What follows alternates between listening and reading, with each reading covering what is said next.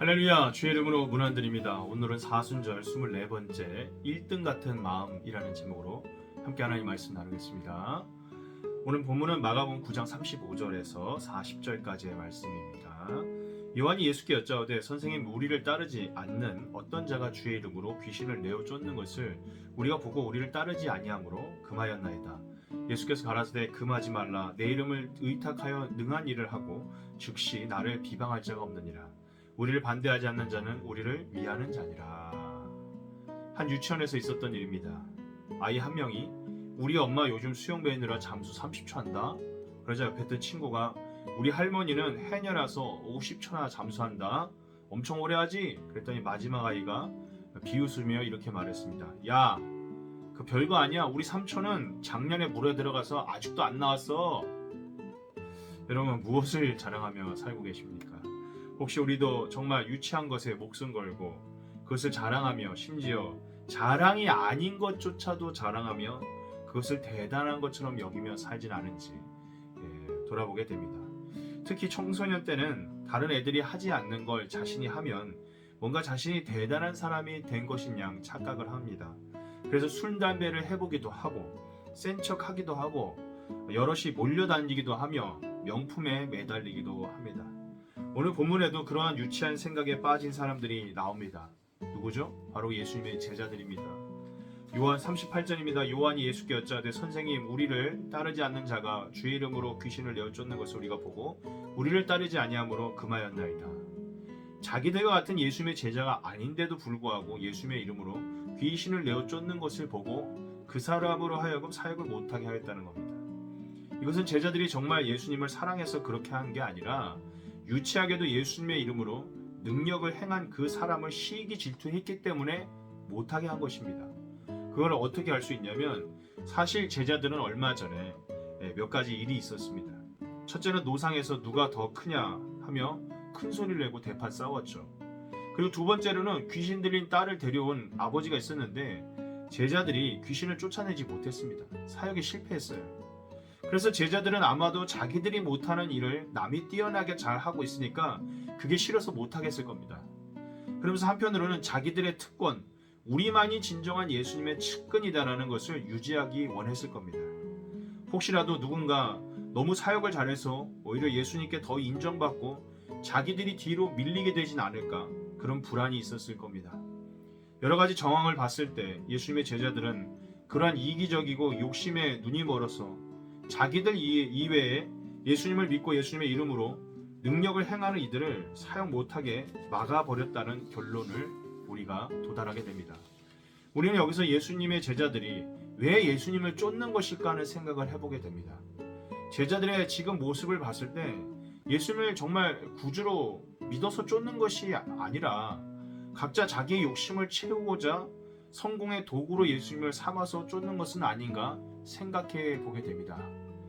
오늘 혹시 우리도 예수님을 믿는 이유가 그런 유치한 이유는 아닙니까? 물론 예수님을 믿음으로 생겨나는 여러 가지 복을 무조건 부정하자는 것은 아닙니다. 예수님 믿으면 반드시 지금보다 훨씬 선하고 행복하고 건강하고 복된 삶을 살 수 있습니다. 그러나 그것이 예수님을 믿는 이유의 전부라면 이건 아주 심각한 문제입니다. 제가 예전에 에스카이라는 구세군 찬양팀의 인도자를 맡으면서 여름과 겨울에 찬양 인도를 한 적이 있습니다. 감사하게도 부족함에도 하나님의 은혜로 감당했던 기억이 있는데 아마도 8년 전 여름이었습니다. 마지막 날 학생들이 기도회가 끝나고 은혜 받고 참 분위기가 무르익었습니다. 마지막 기도회가 끝나면 이제 신나는 찬양을 하면서 춤을 추면서 구원의 기쁨을 막 표현하는 그런 시간이었습니다. 그때가 되면 아이들이 찬양하다가 즐겁고 행복하니까 강대상으로 뛰어 올라와서 난리도 아닙니다.